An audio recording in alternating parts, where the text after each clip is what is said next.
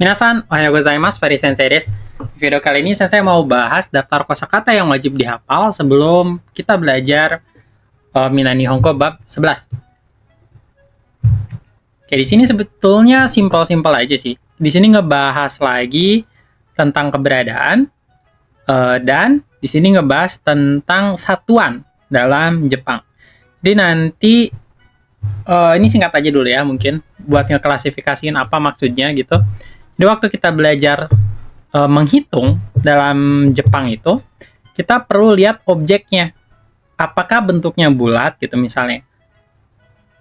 Apakah bentuknya kotak gitu. Apakah bentuknya besar, apakah bentuknya kecil, apakah benda mati, apakah makhluk hidup gitu. Nah, ini ngebagi penyebutannya. Nanti bakal nemu dai gitu dan seterusnya gitu ya. Kita di bab ini bakal bahas itu. Oke, mulai dari kosakata pertama ada imas. Imas simpel ya, artinya ada atau berada, dipakai untuk makhluk hidup. Kalau Sensei pribadi pakai ini itu buat makhluk hidup tapi yang bisa bergerak juga. Jadi kalau pohon, Sensei pakainya arimas, bukan imas. Dua, di sini ada kodomo, anak-anak. Contohnya ya, kodomo ga imas, ada anak-anak. Sini buat menyatakan ada anak gitu ya. Objeknya ditegaskan anak. Kalau yang kedua, contohnya di sini menyatakan posisi keberadaan kita ada di mana. Nihon ni imas, ada di Jepang. Ini sebetulnya kalimatnya nggak lengkap dua-duanya. Kalau mau dilengkapin, kodomo itu bisa ditempel ke sini. Jadi, Nihon ni kodomo ga imas. Di Jepang ada anak. Kayak gitu. Kita lanjutin ke kosakata selanjutnya. Ini kosakata penting banget nih ya. Mau di N5, N4, N3 nanti muncul. Dan artinya ini tuh agak beda dengan di Indonesia. Kalau kita artiin ini artinya jadi memakan. Tapi maksudnya memakan di sini bukan makan makanan, bukan. Tapi di sini memakan waktu atau uang atau usaha.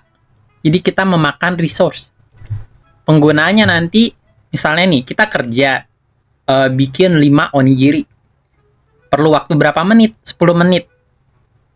Jadi nanti bilangnya memakan waktu 10 menit kayak gitu. Jupun kakarimas gitu ya penggunaannya. Jadi kakarimas di sini dihubungkan ke waktu, uang atau usaha. Lanjutin yasumi mas. Yasumi mas itu artinya libur atau tidak masuk. Tapi bayangan libur atau tidak masuk di sini yang dipakai di Jepang itu biasanya libur per hari, sehari atau lebih dari itu. Kalau kita istirahat misalnya lagi kerja 8 jam, istirahat di sela-sela 8 jam itu sejam istirahat. Itu disebutnya QK. Istirahat sejenak. QK. Ini istirahat 30 sampai 1 jam lah. 30 menit sampai 1 jam kayak gitu. Jadi beda ya QK sama yasumimasu. Nah, kalau penggunaan yasumimasu agak spesial juga, bisa ditempel ke kaisha. Kaisha o yasumimasu. Artinya sepaket kayak gini, tidak masuk kerja. Atau saya meliburkan diri dari perusahaan, atau saya meliburkan diri dari pekerjaan saya. Jadi perusahaannya mah tetap jalan ya, cuman sayanya aja libur gitu.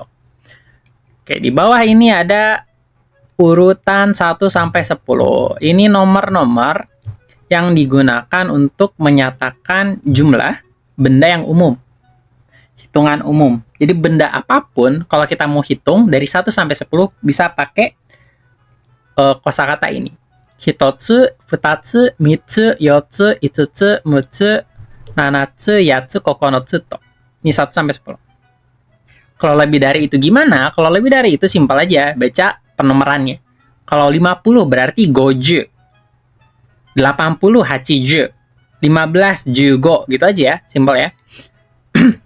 Nah, ini buat ngitung benda. Menyatakan jumlah satu benda secara umum. Jadi kalau ada di kulkas ada 5 buah apel. Itsutsu arimas. Gitu aja. Ada 5. Oke ya, gampang. Kita lanjutin. Kalau tadi ke benda umum. Nah, biasanya benda umum yang tadi itu benda mati ya, bukan makhluk hidup. Saya lupa ngejelasin. Nah, kalau makhluk hidup dibagi lagi nanti. Kita bahas ke yang orang dulu. Nah, yang ini orang. Oh sorry, ikutsu itu kata tanya buat ini ya, satuan yang di atasnya. Jadi kalau tadi Sensei bilang ada 5 buah apel, Sensei sebelumnya bertanya dulu kan ada berapa apel. Ikutsu arimasu kah? Ada berapa? Itsutsu arimasu ada 5 kayak gitu. Ya bawahnya di sini buat orang. Untuk orang itu yang agak spesial 1 sama 2. Jadi ini dibintangin jangan lupa. Hitori Futari, cara baca beda sendiri. Hitori seorang, Futari 2 orang. Nah, selanjutnya untuk lebih dari 2 orang, 3 dan seterusnya, kita bisa titik-titik tambah nin. Titik-titik ini diganti sama nomor. Jadi kalau ada 5 orang, 5 itu Jepangnya apa? Go. Berarti go nin gitu. 20 niju nin. Ya. Dan kalau kita mau nanya ada berapa orang? Nan nin. Nanti ini polanya sama nih. Kalau kita mau nanya jumlah satuan, satu benda, kita bisa pakai kata nan tambah hitungan satuannya apa. Kalau orang nin gitu. Dan kalau contohnya di bawah di sini ada dai. Dai ini buat mesin, mobil, komputer. Jadi ini elektronik atau sesuatu yang ada mesinnya gitu, yang agak rumit bentukannya. Jadi kalau sepeda masuk, kendaraan juga bisa. Gitu ya. Nah, ini logikanya sama kayak tadi, sama kayak yang nin. Kalau kita mau nyebutin 5 buah mobil, berarti tinggal rumusnya titik-titik dai. 5 apa? 5 go ya 5. Berarti tinggal go dai kayak gitu, ada 5 buah mobil. Terus kalau nanya gimana ada berapa mobil? Sama logikanya kayak yang ini. Nan tambah satuannya apa? Dai. Jadi nan dai. Gitu. Yang bawahnya ada mai. Mai itu untuk lembar atau helai. Lembar atau helai itu bentuk-bentuk benda yang tipis. Contohnya kertas, perangko, atau piring. Pengecualian kayaknya aneh, tapi di Jepang dipakai. Buat pakaian. Pakaian juga masuk ke mai. Hati-hati. Pakaian kan nggak tipis banget kan, tapi masuk ke mai. Oke ya. Logikanya sama. Kalau kita mau ngitung, ada 2 misalnya. Berarti sebutin nomornya tambah mai. 2 itu ni. Berarti kalau 2 lembar, ni mai. Kalau kita mau nanya, simpel. Ada kata tanya, tambah kata tanya. Nan. Tempel sama mai. Jadi nan, mai. Ada berapa lembar? Gitu. Oke ya, bawahnya sekarang ada kai. Kai itu artinya kali. Kali di sini maksudnya ke frekuensi. Misalnya, sehari saya makan 3 kali. 3 kali gitu ya. Seminggu jogging 2 kali. Kayak gitu ya. Kalinya itu ke perulangan kegiatan. Jadi kalau di sini rumusnya sebetulnya sama logikanya. Kita boleh masukin nomor di sini. 5 kali berarti go kai. Kalau nanya berarti nan kai. Gampang ya. Ini logikanya kalau sekalinya udah dapat nanti mau ditambah, mau dikasih satuan apapun gampang hafalinnya. Oke, gitu aja. Ini satuan-satuan yang kita pelajari sekarang. Tapi satuan di Jepang itu nggak cuma ini, ada banyak banget. Contohnya nanti dibedain binatang itu kalau ada sayap, satuannya beda. Binatang yang kecil sama yang besar, satuannya beda. Banyak banget beda-beda nanti. Tapi untuk sekarang kita hafalin ini aja dulu. Oke, bawahnya sekarang kosakata yang nanti dipakai. Di sini ada daftar kosakata yang umum dulu. Jadi yang tadi maketsu ya. Yang maketsu. Contohnya ringo, apel. Mikan, jeruk. Sandwich, sandwich. Kare, rice, nasi kare. Ice cream, es krim. Ini pakai tsu semua, aman. Nah, bawahnya ada kite, hagaki, futo. 3 ini bisa pakai yang mai. Karena ini lembaran, tipis-tipis. Kite itu perangko. Hagaki itu kartu pos. Di Indonesia mungkin udah jarang banget, tapi di Jepang sering banget dipakai. Futo itu amplop. Ini sering banget di Jepang dipakai. Jadi walaupun ini nggak digital gitu ya, tapi sering banget dipakai di Jepang. Di Jepang itu apa-apa kalau kontrak ujung-ujungnya biasanya harus ada kertasnya gitu. Jadi biasanya ini dipakai terus. Oke, bawahnya ada Ryoshin, Kyodai, Ani, Onisan, Ane, Onesan, Ototo, Ototosan, Imoto, Imotosan. Ini orang semua ya. Gakusei, Ryugakusei. Oke, sampai situ. Nah, dari sini sampai sini ini berarti satuannya buat yang nin tadi, orang tadi. Ryoshin manusia kan. Nah, kalau Ryoshin itu orang tua. Orang tua, Ryoshin kan. Orang tua kalian ada berapa? Ada berapa? Umumnya pasti dua, ibu dan ayah. Jadi kalau disebut Ryoshin itu maksudnya kedua orang tuanya. Sebutin ayah sama ibunya gitu. Ngerti ya? Bukan orang tua yang maksudnya itu saya anak kecil, itu orang tua. Jadi orang tua itu harus dihormati, bukan gitu. Konteksnya bukan menunjuk ke orang yang lebih tua, bukan. Tapi orang tua di sini maksudnya kedua orang tua. Paham ya? Ryoshin. Bawahnya ada kyodai. Kyodai itu saudara atau saudari kandung. Ini maksudnya kata kyodai itu bukan, walaupun bisa ngerujuk ke kata saudara simpel, tapi maksudnya kyodai di situ ngerujuk ke kakak beradik gitu ya, lebih tepatnya. Dan ini bisa dicampur laki-laki atau perempuan. Jadi kalau kita ngomong kyodai, berarti kita nunjukin kamunya, adik kamunya, atau kakak kamunya gitu. Pokoknya bersaudara itu, bersaudara. Nunjukin itunya. Kenapa di sini saya tulis L atau P? Kalau kyodai itu bisa dicampur, mau dipakai kalau bersaudara itu laki-laki semua oke. Mau dicampur kakaknya laki-laki, adiknya perempuan, bisa disebut kyodai juga bisa. Tapi kalau semuanya perempuan disebutnya shimai. Ini kalau P semua ya. Shimai. Shimai. Ini kalau semuanya perempuan. Hati-hati. Nah, bawahnya ada ani. Ani. Jadi kalau kata ani ini biasanya sering dipakai kalau kita ngejelasin kakak kita.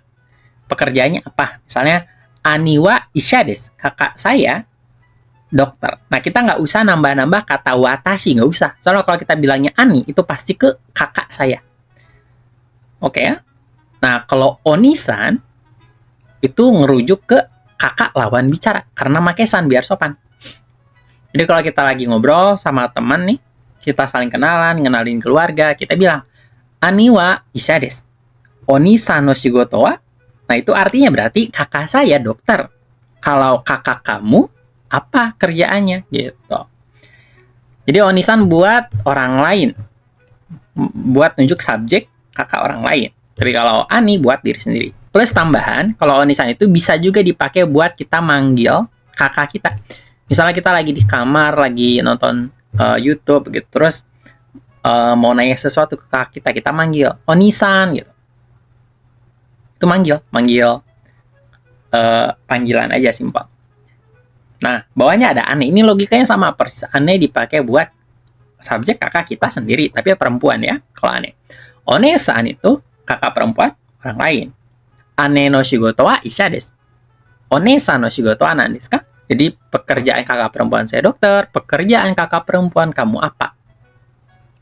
Sama bisa juga dipakai buat manggil onesan itu. Kita punya kakak perempuan, mau kita panggil onesan tasukete kudasai. Kak, tolongin saya gitu. Bisa ya? Nah, bawahnya ini buat adik. Oto-oto penjelasannya sama persis kayak tadi.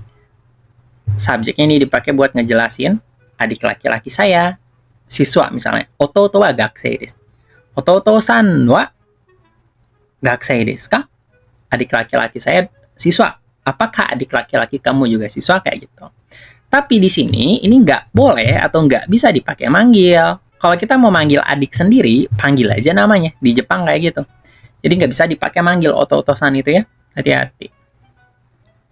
Imoto buat adik perempuan. Imoto-san sama logikanya buat adik perempuan orang lain. Bawahnya sekarang ada gaikoku. Gaikoku itu luar negeri.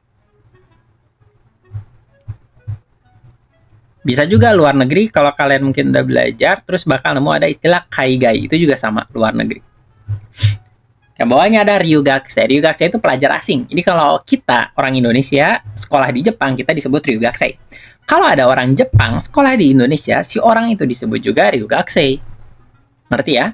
Jadi ryugakusei itu bukan orang selain orang Jepang, bukan. Tapi ryugakusei itu orang pelajar asing. Kita lanjutin. Bawahnya ada kurasu. Nah, kurasu gampang. Ini katakana dari kelas. Artinya kelas. Nah, ini yang penting nih. Di sini ada satuan durasi. Atau interval waktu. Nah, kita harus bisa beda ini. mana sesuatu yang di waktu atau durasi. Pertama ada jikan. Jikan artinya jam. Jadi kalau kita bilang saya belajar selama 1 jam, ichijikan benkyou shimasu. Di sininya ichijikan, selama gitu ya. Tapi kalau nyebutin waktu, saya belajar di jam 1 atau saya belajar mulai jam 1, ichiji kara benkyou shimasu. Jadi beda. Jikan sama ji itu beda banget. Jadi kalau waktu ngejelasin waktu sekarang jam 1 pakainya ji aja. Kalau durasi pakainya jikan gitu. Kedua ada shukan. Kalau shukan ini sama persis. Shukan itu buat durasi. Jadi selama seminggu. Shukan ishukan. Kalau bulan, kagetsu. Kagetsu. Saya belajar bahasa Jepang selama 5 bulan. Go kagetsu nihongo benkyou shimasu. Kayak gitu. Kalau kita nunjuk bulan, misalnya bulan Januari. Bulan Januari itu bulan pertama. Ichigatsu jadi. Hati-hati banget nih, ini kalau bulan, gatsu. Kalau buat waktu. Kalau buat durasi, kagetsu. Ada ka-nya. Kalau nen dua-duanya sama, tapi kalau mau aman, kalau nen buat durasi pakainya nenkan. Kalau ngejelasin waktu aja pakainya nen gitu. Gampang ya ini. Dan catatan di bawahnya di sini ada kata gurai atau kurai. Ini artinya itu kira-kira. Tapi kata gurai atau kurai ini hanya boleh dipakai ke durasi aja. Kira-kira di sini pakainya ke durasi. Kalau waktu gimana? Kalau waktu pakainya goro. Misalnya, saya belajar sekitar jam 1. Ichiji goro benkyou shimasu. Saya belajar kira-kira selama 1 jam. Ichiji kan gurai benkyou shimasu. Itu beda ya. Jadi harus bisa bedain. Oke, bawahnya ada donokura. Ini pertanyaan berapa lama. Jadi kalau kita mau nanya, berapa lama kamu belajar bahasa Jepang? Bisa pakai ini. Nanti jawabannya nyesuaiin. Ada yang tahun, bulan gitu ya. Ada yang minggu gitu. Oke, bawahnya ada zenbu. Zenbu itu artinya semua, zenbu de, total. Semuanya totalnya gitu. Ini buat benda mati. Biasanya kalau kita belanja semua barang yang ada di udah di kasihin ke kasir, di scan masing-masing kan, terus udah ke scan semua, nanti yang kasir bilang zenbu de titik-titik gitu, harganya berapa. Nah, kalau minna artinya juga semua, tapi ini untuk orang kayak gitu. Gampang banget. Oke, bawahnya ada dake. Dake itu artinya hanya. Ini bumpo. Jadi kalau dake itu biasanya titik-titik, dake. Tapi ada syarat, biasanya ujungnya itu kata kerjanya harus positif. Ini bumpo nanti dipelajari juga. Oke, sekian aja mungkin kosakata yang harus dihafalin untuk persiapan belajar bab 11. Kalau ini udah hafal, baru lanjutin ke pembahasan tata bahasanya. Ja, 今日の動画はここまでで終わります。また次の動画に会いましょう。お疲れ様でした。